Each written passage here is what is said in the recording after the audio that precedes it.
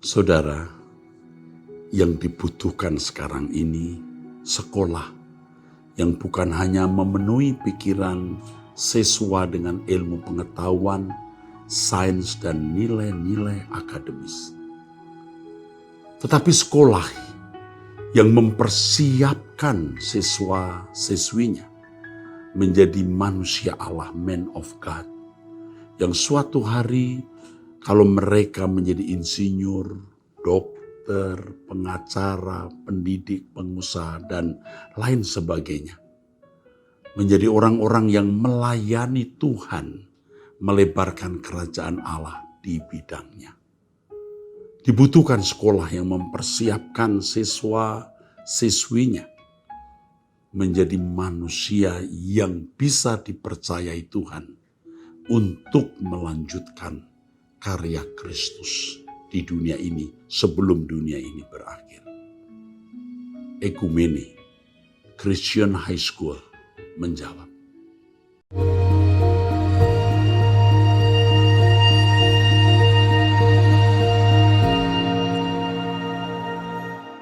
Salam saudara, kita ikuti Abam, ini episode 557 dari seorang ibu usia 55 tahun sudah menikah ya di Semarang. Suami saya divonis kanker usus besar stadium 3 dan ini keadaannya sangat lemah, Pak. Habis pulang dari ICU. Semasa hidup dulu suami mungkin ada kontak dengan paranormal, Pak. Sekarang dalam keadaan sakit dia sering bicara sendiri sambil nunjuk-nunjuk ke atas seakan-akan menemukan sesuatu. Apakah ini namanya sakratul maut, Pak? Saya ingin suami saya pergi atas kehendak Bapa, jiwa dan roh di dalam Bapa. Kehidupan suami yang telah lalu sangat bebal dan ingin menang sendiri. Bapak minta tolong didoakan ya Pak agar suami sembuh dan diberi kesempatan untuk bertobat. Oke. Menunjuk-nunjuk ke atas bisa ada unsur okultisme. Tapi juga ketika seseorang mengalami kesadaran menurun lalu berhalusinasi juga bisa. Dan ini saya tidak tahu apakah unsur kuasa kegelapan atau halusinasi karena kejiwaan, karena sakitnya. Ya, Tuhan menolong ya dalam nama Tuhan Yesus Kristus. Kekasih ini, Bapak Yahweh, tolonglah keluarga ini Bapak. Amin. Kalau menginginkan seorang pelayan Tuhan di Semarang, saya bisa mengutus seorang hamba Tuhan untuk mendoakan. Ya, ada GSKI yang gembalanya Pak Stephen Lim bisa mendoakan. Coba nanti dihubungi ya, kalau perlu didoakan. Kalau tidak ya enggak apa-apa. Yang berikut dari pria usia 51 tahun sudah menikah. Salam, saya mau bertanya maksud dari perikop 1 ayat Efesus 1 ayat 4. Kita telah dipilih sebelum dunia dijadikan, seolah-olah kita otomatis terpilih. Sedangkan 22 ayat 14, banyak terpanggil, sedikit terpilih. Artinya kita terpilih atau tidak tergantung respon kita saat kita dipanggil. Perumpamaan hal kerajaan surga tentang seorang raja yang mengadakan perjamuan kawin anaknya, orang yang telah dipanggilnya, yang telah diundang tapi tidak satupun yang datang. Artinya mereka tidak dipilih karena menolak. Sedangkan orang-orang yang di pinggir jalan awalnya tidak dipanggil tapi menjadi terpilih. Dari cerita di atas, bukankah kita terpilih atau tidak tergantung respon kita? Lalu mengapa Efesus 1 ayat 4 dikatakan kita sudah dipilih bahkan sebelum dunia dijadikan? Lalu apa maksud Yohanes 15 ayat 16? Bukan kamu yang memilih aku tetapi aku yang memilih kamu. Ini seperti agak rancu. Kalau saya percaya dari ilustrasi hal kerajaan surga tadi jelas mudah dipahami. Dipilih atau tidak kita sendiri yang menentukan atau free will. Oke, bagus. Efesus 1 ayat 4. Saya sering mengemukakan dan hari-hari ini saya khotbahkan di kebaktian ibadah raya 2 di Truth ID hari Minggu sore jam 5. Ya.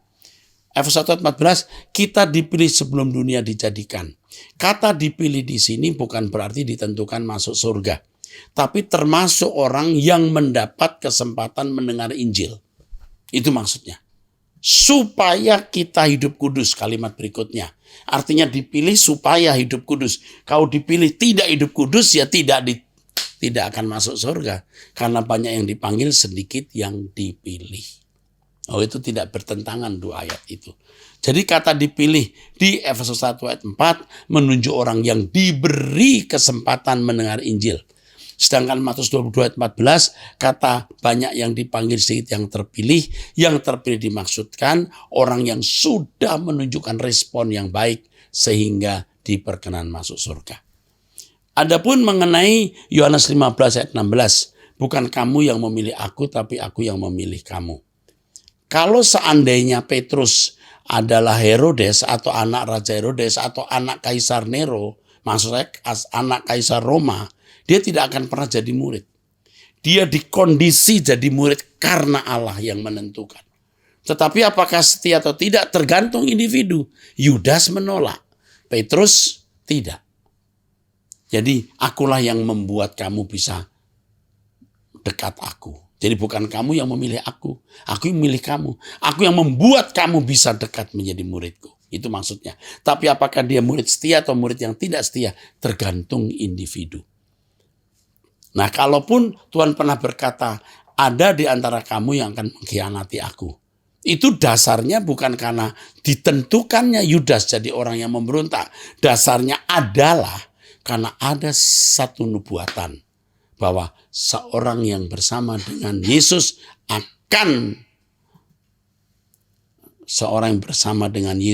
akan mengangkat tumitnya melawan Yesus, melawan Tuhan Yesus.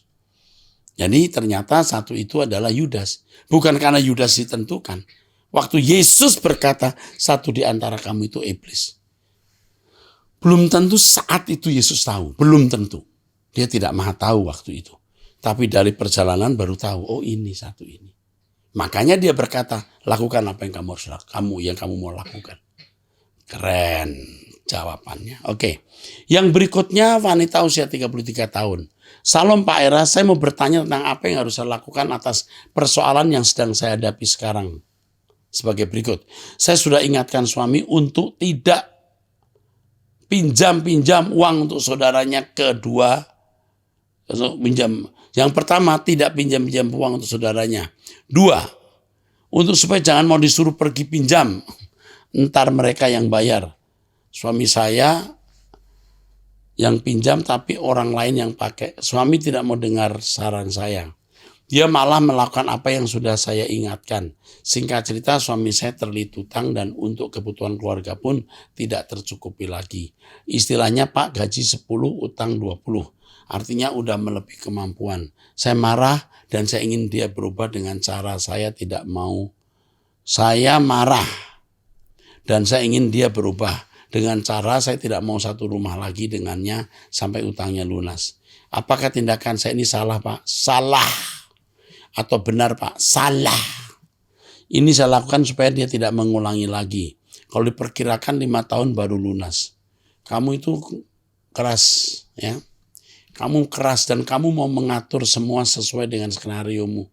Kamu tidak mengandalkan Tuhan, kamu menyelesaikan masalah dengan caramu sendiri. Kamu salah. Kamu sudah ingatkan suami, bagus. 2 kali kamu ingatkan. 3 kali mungkin, ya sudah. Sekarang begini keadaannya. Kamu udah usah bilang, aku bilang apa dulu. Gak usah diem. Itu mau membuat kamu berharga. Jadi ketika kita ingatkan orang jangan berbuat salah, dia berbuat lalu dia memikul akibat kesalahan itu. Seperti yang kita katakan, tidak usah dibangkitkan. Ya, kita tidak perlu membangkitkannya. Kita diam saja. Dan ikut memikul bersama kesalahan itu. Itu baru agung. Jangan kamu tinggalkan rumah untuk menghukum dia atau supaya dia berubah. Dia tidak akan berubah dengan caramu. Dia bisa menjadi lebih rusak dari hari ini.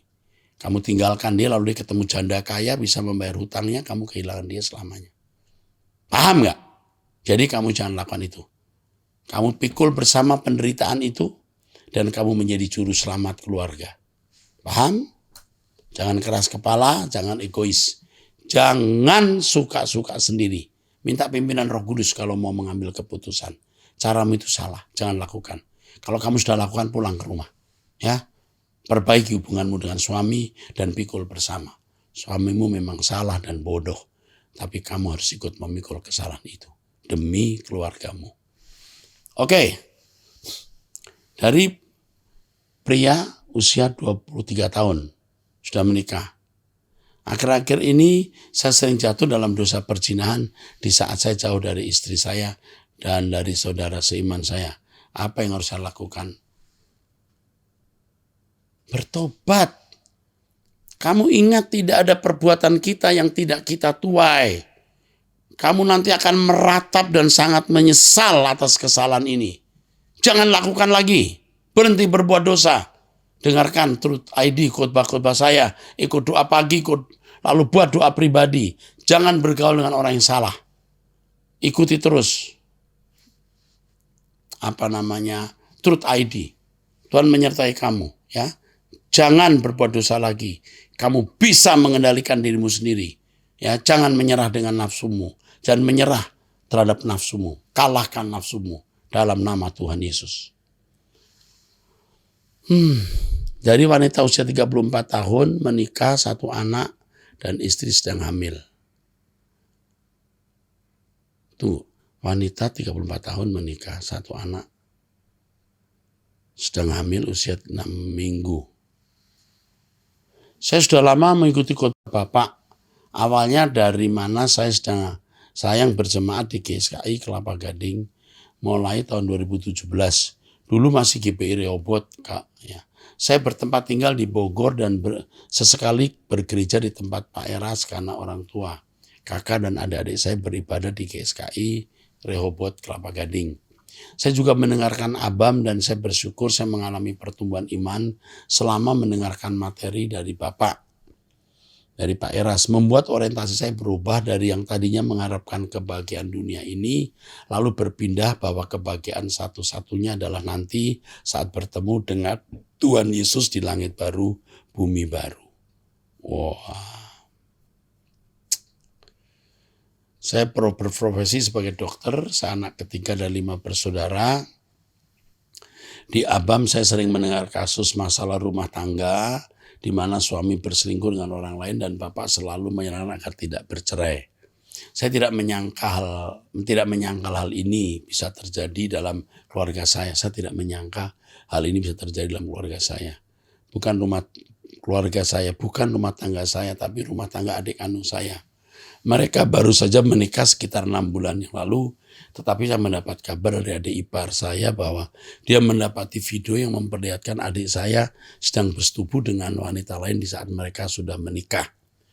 Hal ini sangat membuat dia sakit hati dan sedih sampai ingin bunuh diri. Saya mencoba menguatkan dia dan berkata agar jangan sampai dia bunuh diri. Memang dari awal sebelum menikah sampai setelah menikah saya melihat ada keanehan. Sebelum menikah mereka sempat bertengkar hebat sampai adik saya ingin membatalkan pernikahan tersebut. Saat mereka bertengkar memang kami semua berusaha mendukung dan mengatakan bahwa yang namanya ingin menikah pasti ada saja tantangannya. Kami juga selalu membawa dalam doa mengenai adik kami ini sewaktu dia belum menikah dan ternyata Tuhan izinkan pernikahan ini terjadi. Oke, yang pertama apakah betul itu adikmu berzina? Sekarang ini kan ada teknologi di mana orang bisa wajahnya diubah. Yang melakukan hubungan seks orang lain tapi wajah orang ditaruh di situ, wajah adikmu misalnya. Hati-hati, jangan sampai ini fitnah. Ya. Misalnya orang nyanyi atau orang pidato, wajahnya wajah si A, taruh wajah si B, sangat mungkin sekarang. Atau si A ngomongnya apa dirubah apa, seakan-akan dia bicara itu. Sangat mungkin ya. Ini harus diteliti dulu apakah benar begitu. Oke, ini mengenai ini. Yang kamu harus lakukan adalah menggembalakan adikmu dengan baik. Jangan marah. Jangan marah. Pendekatan harus tidak dengan kemarahan, pendekatan harus dengan kasih. Ya, kasih itu mengubah. Lalu yang menjadi korban, ini ada ipar ini korbannya. Kamu harus tetap dampingi supaya dia kuat. Itu saja. Ya, Kamu memang diutus Tuhan untuk menjadi berkat bagi keluarga ini. Kamu diutus Bapak untuk menjadi berkat. Jadikan ini pasienmu, ya. Kamu dokter, kamu merawat pasien secara fisik, sekarang kamu rawat pasien secara rohani. Jadi adik kamu ini bukannya mau bertobat, ya. Saya baca ini malah, ya, adik kamu bukannya mau meminta maaf, malah dengan santainya ini, ya, aduh, ya udah itu aja yang saya bisa nasihatkan. Jadi kamu dampingi dia, ya. Adik kamu memang nakal, tapi dampingi dengan kasih. Ingat, jangan pakai kemarahan, tapi dengan kasih. Dan dampingi korban adik iparmu dengan kasih. Kamu memang menjadi pelayan Tuhan di sini. Sekarang kamu diajar untuk merawat bukan penyakit fisik, tapi penyakit rohani. Selamat berjuang, selamat melayani. Dari wanita usia 51 tahun sudah menikah. Salam Pak Pendeta Eras, saya sudah mengikuti ABAM cukup lama dan saya mohon bantuan. Anak saya ada 3 yang saya mohon bantuan. Anak saya ada 3 yang nomor 1 dan 2 gadis mahasiswa Nomor 3 pria umur 18 tahun sedang persiapan tes kedinasan. Anak saya yang pria selama ini sangat dekat pada saya dan selalu nurut pada orang tua. Tapi akhir-akhir ini dia berubah, selalu menjawab bila dinasihati dan suka berbohong. Saya terus menasihatinya tapi dia tidak mendengar, bahkan cenderung melawan saya terus. Saya terus cenderung melawan. Saya terus bawa dalam doa dengan air mata yang terus mengalir setiap saya beribadah. Mohon bantuannya, Pak. Yang pertama, ini penting. Kamu harus mendekati dengan kasih sayang. Jangan banyak bicara. Makin banyak bicara, dia makin muak dan mual. Jadi kamu jangan bicara, ibu jangan banyak bicara. Bicara untuk hal yang sangat penting. Supaya ibu lebih berharga. Kalau ketemu, sudah makan nak? Dah, ya sudah. Jangan banyak bicara. Nah, tunggu waktu yang tepat, suasana yang tepat, dan hikmat Roh Kudus untuk bisa menasihati dia. Tetap berdoa, menantikan pertolongan Tuhan. Ya, lalu jangan memberhalakan anak. Kebahagiaanmu hanya pada Tuhan. Bukan anak jadi begini, jadi begitu. Kebahagiaanmu hanya Tuhan. Jangan memberhalakan anak. Ingat ini. Ya, karena dia anak paling kecil, saya khawatir kamu terlalu memanjakan, hatimu terlalu terikat, sehingga ikatan kamu dengan Tuhan tidak sedekat ikatan kamu dengan anak. Ikatan kamu dengan Tuhan harus melebihi ikatan dengan siapapun dan apapun. Maka Tuhan berkata, kalau kamu tidak membenci ayahmu, ibumu, saudaramu laki-laki perempuan, kok nggak layak bagiku. Itu maksudnya. Oke. Dari pria usia 66 tahun. Pak Eras, saya minta penjelasan mengenai suatu pernyataan dari seorang hamba Tuhan yang mengatakan bahwa kita sebagai anak Tuhan, Allah boleh mengklaim atau menuntut janji-janji Tuhan yang belum dikabulkan. Misalnya, kalau ada orang sakit yang sudah lama tidak disembuhkan, walaupun sudah berdoa secara pribadi atau sudah didoakan oleh hamba-hamba Tuhan. Tidak ada ayat Alkitab yang mengajarkan kita mengklaim. Kalau di kitab Maliaki ada firman yang mengatakan, beri persembahan, ya. Lalu di situ ada semacam suasana bisa mengklaim, buktikan, uji aku. Pada waktu itu Tuhan sedang marah kepada bangsa Israel yang tidak menghormati Tuhan, tidak memberikan persembahan yang terbaik. Tuhan marah. Jangan ayat marah ini lalu jadikan standar orang harus memberi perpuluhan misalnya. Lalu orang boleh mengklaim Tuhan. Janji Tuhan mana? Orang sakit harus sembuh. Ada pernah janji itu? Bahwa orang sakit harus sembuh? Bahwa Tuhan menjanjikan orang sakit sembuh?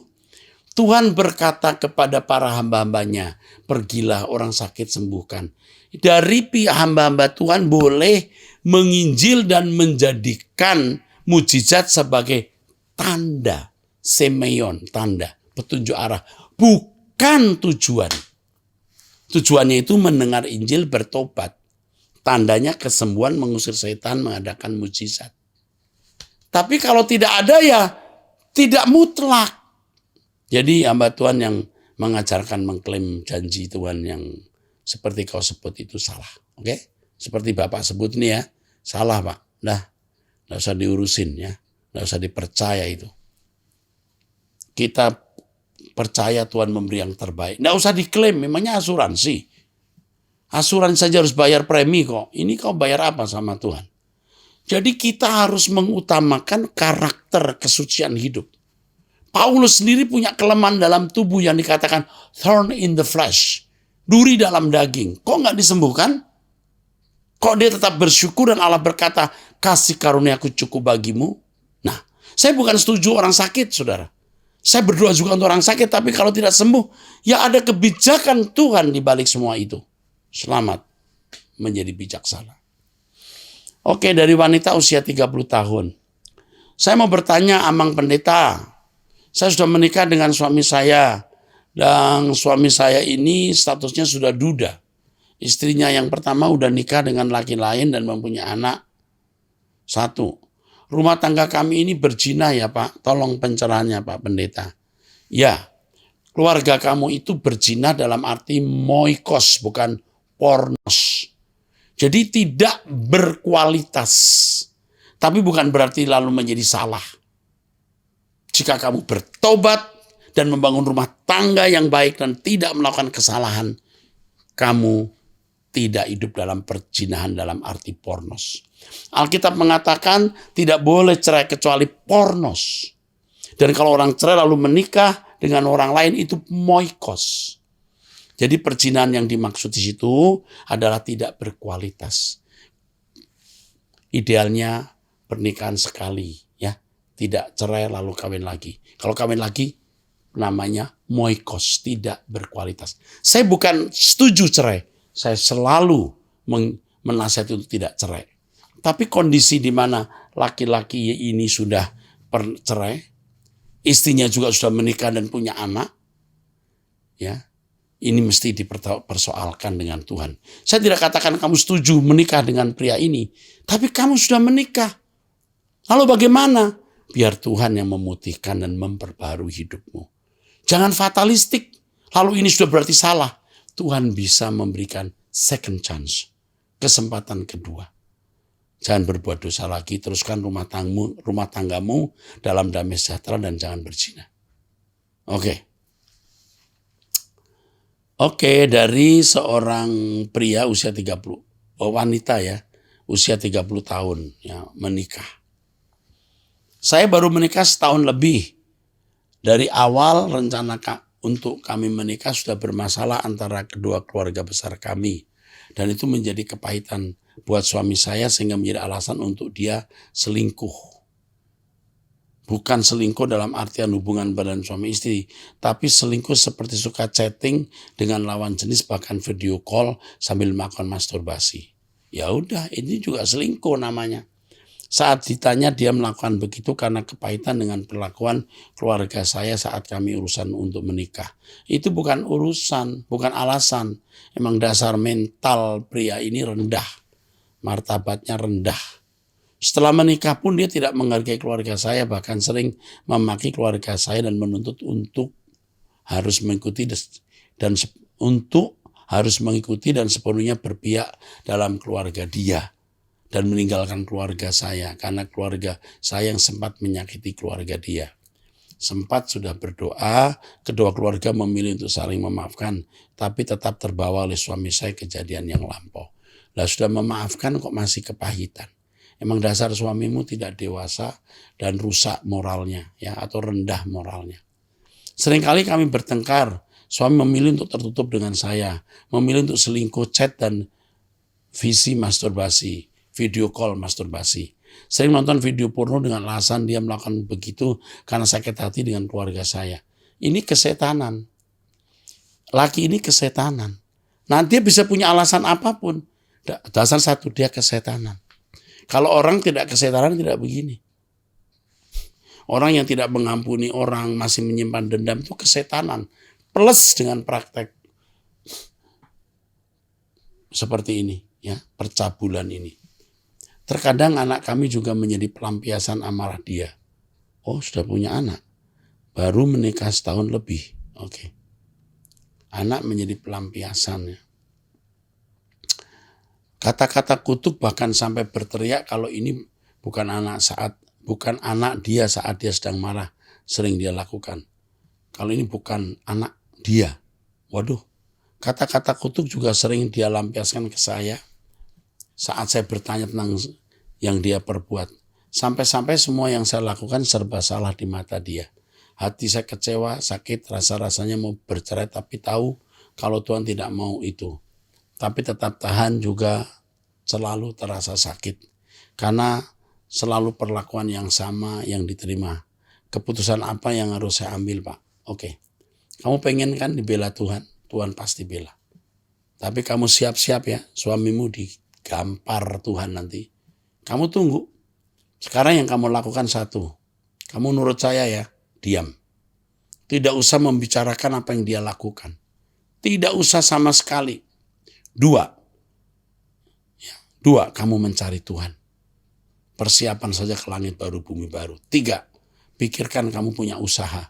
Kalau suatu hari kamu hidup sendiri, kamu bisa menghidupi anakmu. Kamu jangan berharap banyak pada pria ini. Ya, udah, itu saja jawaban saya. Dan saya beritahu kau masih punya bapak rohani, kami yang akan mendampingi kamu. Ya, kamu masih punya keluarga pecinta suara kebenaran. Berdoalah bersama kami setiap pagi. Lalu jangan lupa kamu juga punya doa pribadi. Dengarkan terus Truth ID. Kamu akan menjadi seorang yang diberkati Tuhan. Jangan takut, Tuhan di pihak kamu. Dan siap suamimu digampar Tuhan, ya. Kamu menerima kenyataan bagaimana Tuhan menghajar dia nanti. Oke. Saya bacakan lagi pertanyaan berikut dari wanita ya, usia 26 tahun.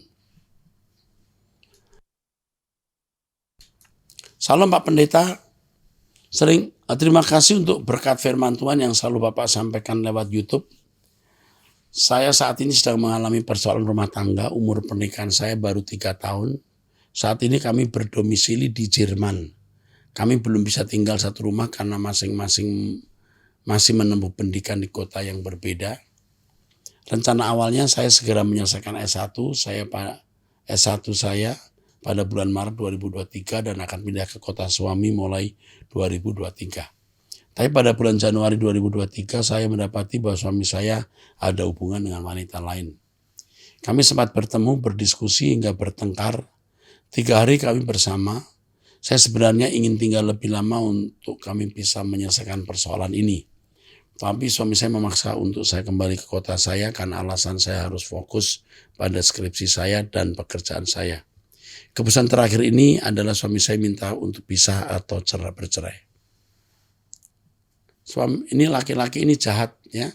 Kamu disuruh balik ke kotamu supaya dia bisa bebas dengan perempuan selingkuhannya. Kamu baru menikah 3 tahun. Kenapa kamu menikah dengan pria seperti ini, nak? Sebelumnya kamu apa tidak melihat gejala-gejala pria yang belum lengkap, belum utuh jiwanya? Saat ini sudah berjalan 2 bulan sejak kejadian tersebut, dan suami tetap ingin bercerai dan kami sudah lama tidak berkontak. Semua platform komunikasi dengan media sosial saya diblokir kecuali nomor handphone saya. Ini gejala-gejala orang jahat nih. Ya. Orang jahat yang kejam ya. Akhirnya saya menyerah untuk berusaha menghubungi suami saya. Saya hanya berdoa saja, suami pun sampai sekarang belum menindaklanjuti perceraian. Apa yang sebaiknya saya lakukan Pak Erastus? Saya tetap ingin ada pemulihan rumah tangga. Yang kamu lakukan sekarang diam dan kamu gantung saja. Kamu diam, kamu gantung saja. Itu saja. Dan kamu berdoa mencari Tuhan. Kamu mencari Tuhan, Tuhan akan membela kamu. Ikut Om Era saja ya. Doa pagi, doa bersama, doa puasa, mendengarkan khotbah. Aku sedih membaca ini dan ada kemarahan. Tuhan menyertai kamu nak. Ya, Tuhan menyertai kamu. Kalau kamu nanti ke Jakarta hubungi saya. kamu kayaknya berdarah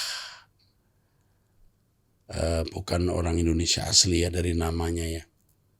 Atau memang namanya dibuat seperti bukan orang Indonesia. Oke, tapi begini, Tuhan menyertai kamu. Usia masih 26 tahun, kamu masih punya masa depan. Kamu sebenarnya salah menikah ini. Ya, tapi bisa juga suamimu sedang kena prahara. Bisa saja suatu hari dia bertobat. Bisa saja. Tapi sekarang yang kamu lakukan, kamu gantung saja. Kamu cari Tuhan dan kamu minta pembelaan Tuhan. Dia berkuasa menolong kamu. Oke, cukup. Sampai di sini. Kita bertemu di episode yang akan datang. Tuhan memberkati.